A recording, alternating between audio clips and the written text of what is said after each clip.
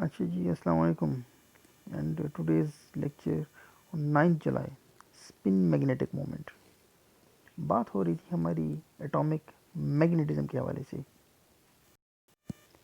अभी atomic magnetism में basically हमने ये देखा कि चार्ज पार्टिकल अगर वो किसी दायरे में गर्दिश कर रहा है तो इस गर्दिश के दौरान वो अपना एक मैग्नेटिक मोमेंट बनाएगा, और सारी जो डिस्कशन हमने की। अब हमारे पास एक जब एक्सपेरिमेंटली हमने ऑब्ज़र्व किया तो हमें कुछ ऐसी चीज़ें सामने आई जिसमें जो एटम की मैग्नेटिज्म की वैल्यू थी वो डिफरेंट आ रही थी जो हमने कैलकुलेट की ऑर्बिटल एंगुलर मोमेंटम से, उससे। तो अब ये सवाल पैदा हुआ कि ये जो एडिशनल आपके पास मैग्नेटिक मोमेंट या जो मैग्नेटिज्म बन रहा है वो कौन प्रोड्यूस कर रहा है। तो उसका जवाब हमें मिला बेसिक इलेक्ट्रोमैग्नेटिक्स में कि जब भी चार्ज पार्टिकल मूव करता है तो वो मैग्नेट बन जाता है। अब वो जो उसकी मोशन है वो स्ट्रेट लाइन भी हो सकती है, जैसे आप देखते हो कि magnetic field around a current carrying conductor, उसमें आप देखते हो किसी तार में से करंट जा रहा है तो उसके इर्द गिर्द मैग्नेटिक फील्ड प्रोड्यूस होगी। दूसरी चीज़ हमने देखा था कि अगर दायरे में हरकत करता है इससे भी एक मैग्नेटिक मोमेंट प्रोड्यूस होता है। और तीसरी चीज़, अगर वो स्पिन करता है अपने एक्सिस के इर्द गिर्द घूमता है, जिस तरह आपके पास एक अर्थ है, अर्थ मूव कर रही है अराउंड अ सर्कल, स्पिन भी कर रही है और रोटेट भी कर रही है, रोटेट एंड रिवॉल्व दोनों कर रही है। Rotate around its own axis, revolve around the centre which is sun. तो उसकी वो जो रिवॉल्व करती है अराउंड इट्स एक्सिस उससे पैदा होते हैं दिन और रात, और जो रोटेट करती है अराउंड द सन उससे सीजन चेंज होते हैं। तो इसी तरह एक इलेक्ट्रॉन है अगर वो स्पिन करता है। अब मेरी इस बात को यहाँ पे थोड़ा सा अपने जहन में रखो, लेक्चर के एंड पे मैं आपको एक्सप्लेन करूँगा कि इलेक्ट्रॉन की स्पिन होती कैसे, कैसे इलेक्ट्रॉन स्पिन करेगा। तो हमारा तो कॉन्सेप्ट इस तरह है जिस तरह वो बॉल होती है उसको घुमा दे तो अपने दायरे में इर्द गिर्द घूमती है, या एक गाड़ी का टायर है वो अपने एक्सिस के अराउंड घूमेगा। सो इलेक्ट्रॉन में स्पिन एज सच इस तरह से नहीं होगी जैसे कि हम इसको देखते हैं क्वांटम मैकेनिकल फिनोमिना, और इसको मैं एंड पे डिस्कस करूँगा। तो स्टार्टिंग करते हैं, जो फर्स्ट पॉइंट है, the magnetic moment that is created by the spin motion of a charge particle is called spin magnetic dipole moment. तो वो मैग्नेटिज्म जो स्पिन मोशन की वजह से पैदा होता है उसको हम कहेंगे स्पिन मैग्नेटिक डायपोल मोमेंट। अब आप लोगों ने थोड़ा सा पढ़ा भी होगा इसको मॉडर्न फिजिक्स में, स्टेन-गेरलाच एक्सपेरिमेंट। अब ये स्टेन-गेरलाच एक्सपेरिमेंट जो है इसको ज़्यादा डिटेल वगैरह में आप लोगों ने मॉडर्न में पढ़ा होगा। मैं आपको सिर्फ सरसरी तौर पे उसका एक आइडिया दे के बता देता हूँ कि उसमें बेसिकली है क्या और उसने स्पिन को हमें कैसे बताया था। दो जर्मन फिजिसिस्ट थे, इन लोगों ने एक्सपेरिमेंट किया और एक्सपेरिमेंट के नतीजे में हमारे पास कुछ रिजल्ट सामने आए। अब एक्सपेरिमेंटल सेटअप कैसा था, ये इस तरह है आपके पास कि बेसिकली इन्होंने लिया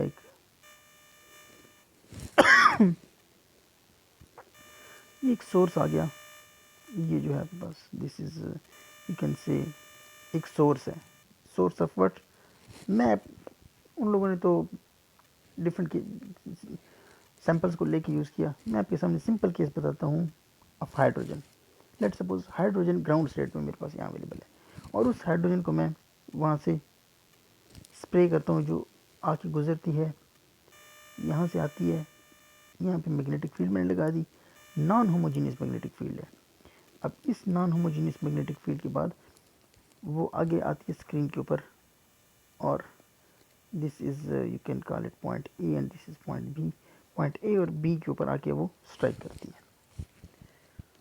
तो क्लासिकली अगर इसको देखा जाए क्या होगा, क्लासिकली अगर देखा जाए तो एटम्स जब मैग्नेटिक फील्ड से गुजरेंगे, मैग्नेटिक फील्ड से गुजरने के बाद ए से लेके बी तक की रेंज में हर जगह मुझे एटम्स नज़र आएंगे जहाँ पे डिपॉजिट होंगे। लेकिन स्क्रीन पे मुझे स्टेन-गेरलाच के एक्सपेरिमेंट में जब उन्होंने देखा कि आपको सिर्फ पॉइंट ए के ऊपर पार्टिकल नज़र आए, और जितने पार्टिकल्स आपको पॉइंट ए पे ऑब्जर्व हुए उतने ही पार्टिकल पॉइंट बी पे ऑब्जर्व हुए। नंबर ऑफ पार्टिकल्स भी सेम था, और जितने ऊपर थे उतने नीचे थे, और दरमियान वाली जितनी स्पेस है इसमें कुछ भी नहीं था, कोई पार्टिकल यहाँ पे नहीं था, सारे के सारे पार्टिकल या यहाँ थे या दूसरे इस पे थे। अब इसका क्या मतलब हुआ, क्या हमारे पास रिजल्ट हैं इसके। अब classical mechanics predicts a continuous spectrum of atoms being incident on everywhere from the top limit to the bottom limit. Classical mechanics आपको ये कहेगी टॉप लिमिट और बॉटम लिमिट के दरमियान में हर जगह इलेक्ट्रॉन्स आके कि वो जो हमारे पास एटम्स हैं वो आके डिपॉजिट होंगे। अब एक्सपेरिमेंटल रिजल्ट क्या थे उनको देखते हैं। Only two lines are formed on the screen, दो लाइंस, एक बनती है अपर और एक नीचे, अप साइड और नीचे। अब इस एक्सपेरिमेंटल रिजल्ट के हमने क्या कंक्लूजन दर्ज की, यहाँ पे मैंने रिजल्ट लिखा है लेकिन यहाँ पे होना चाहिए कंक्लूजन क्या निकलती है। तो कंक्लूजन ये थी कि the hydrogen atom in the ground state has n is equal to 1, n is equal to 1 है तो l की वैल्यू होती है n-1, तो l की वैल्यू होगी 0। So there is no orbital angular momentum that can create a magnetic field. यह magnetic field, magnetic force जो बन रही है वो अब ऑर्बिटल मोशन की वजह से नहीं हो रही, तो ये कौन कर रहा है। अब ये एक कोई इंट्रिंसिक उसके अंदर मैग्नेटिक मोमेंट मौजूद है। इंट्रिंसिक का मतलब पैदाइशी तौर पे इलेक्ट्रॉन के अंदर ये खासियत मौजूद है। The only reason is the electron has some intrinsic magnetic field and that can be due to the spinning motion of the electron. अब इस पॉइंट को दोबारा नोट कर लो, spinning motion of the electron. Classical mechanics में हम कह सकते हैं कि वो स्पिन की वजह से जनरेट होती है, लेकिन क्वांटम मैकेनिकली स्पीकिंग स्पिन कैसे होता है वो बाद में हम देखेंगे। अब number of particles in the upper striking point were exactly equal to the number of particles down, जितने ऊपर थे उतने नीचे थे। अब ये क्यों पैदा हुए थे, अब आप चेक कर लें दोबारा इस थोड़ा ये एक्सपेरिमेंटल सेटअप को। यहाँ से एक पार्टिकल आता है, जब वो नॉर्थ और साउथ पोल से गुजरता है तो उसको खींच लिया जाता है या उसको रिपेल कर दिया जाता है। इसका मतलब जितने भी पार्टिकल्स थे, एक single hydrogen atom, 1 proton 1 electron move कर रहा है, तो वो इलेक्ट्रॉन या है क्लॉकवाइज स्पिन में या है एंटी क्लॉकवाइज स्पिन में। अगर वो स्पिन कर रहा है क्लॉकवाइज तो करंट पैदा होगा उसका एंटी क्लॉकवाइज। तो राइट हैंड रूल आपको बताता है कि उसके अंदर एक मैग्नेटिक मोमेंट पैदा होगी, जो जिसकी फिगर नीचे बनी हुई है मैं आपको दिखाता हूँ। तो वो एक मैग्नेट आता है, एक मैग्नेट आया यहाँ से दौड़ता हुआ जब इधर आया। अब जब वो ऐसे है कि लेट सपोज वो इस तरह से था, इसमें आपके पास ये नॉर्थ पोल और ये हाउ टू राइट एन, यार मुझे भी एन नहीं लिखा जाता यहाँ पे, बस ठीक है समझो। नॉर्थ पोल अगर आपके पास आ गया ऊपर की तरफ तो नॉर्थ पोल को ये साउथ पोल अट्रैक्ट कर देगा, ऊपर चला जाएगा। और अगर साउथ पोल यहाँ बराबर हो गया तो साउथ पोल को ये साउथ धक्का देगा और ये नॉर्थ अटैक करेगा तो ये वो यहाँ आ जाएगा। तो इसके अलावा और कोई तीसरी चौथी कंडीशन नहीं हो सकती, या तो वो नॉर्थ साउथ इस तरह से आएगा कि वो उसके अंदर एक टार्क प्रोड्यूस होगा और यहाँ पे आएंगे। चलो अब आते हैं नीचे वो इस पे के स्पिन कैसे होती है। अब spin can have only 2 values plus minus half. अब एक म्यू पैदा हो गया आपके पास।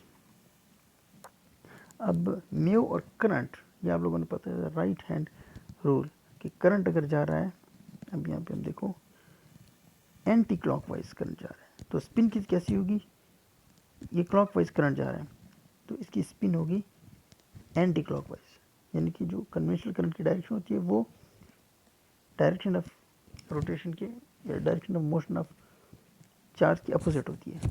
तो वो अपोजिट मोशन की वजह से इधर स्पिन कर रहा है तो अप साइड पे इसका मैग्नेटिक मोमेंट ऊपर की तरफ पैदा होगा, और ये जो दूसरा है इसका मैग्नेटिक मोमेंट नीचे की तरफ पैदा होगा।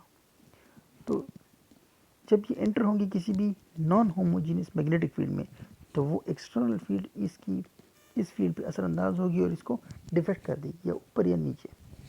इसकी और कोई वैल्यू नहीं हो सकती, this is a quantized quantity.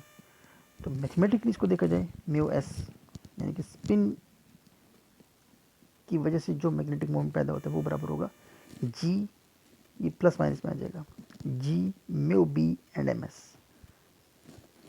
अब इसमें जी जो है ये कांस्टेंट है, जी इसको हम कहते हैं जी फैक्टर, एक कांस्टेंट फैक्टर है, दिस इज इक्वल टू 2.0023।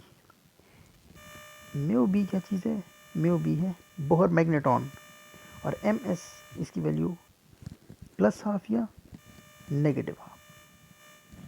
अब प्लस हाफ और नेगेटिव हाफ, इसको अगर आप देखो तो ये आपको क्लियर इंडिकेशन देती है कि ये चीज़ें कैसी होती होंगी।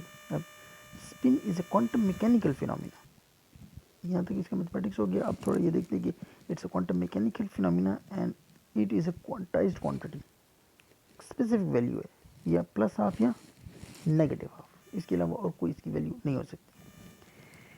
अब इन quantum mechanics electron is not truly a particle rather than a wave particle. अब जिस तरह स्पिन का हमारा कॉन्सेप्ट है, तो स्पिन का कॉन्सेप्ट हम लेते हैं अर्थ की स्पिन, मून की स्पिन, गाड़ी के टायर की स्पिन, बॉल हमने फेंकी है वो स्पिन बॉल होती है क्रिकेट में, तो घूमती हुई जो बॉल होती है वो स्पिनिंग करती है, या फुटबॉल में जो खिलाड़ी होते हैं वो थोड़ा हवा में स्विंग करके उसको गोल की तरफ लेके जाते हैं तो वो स्विंग करती है, वो भी स्पिन है।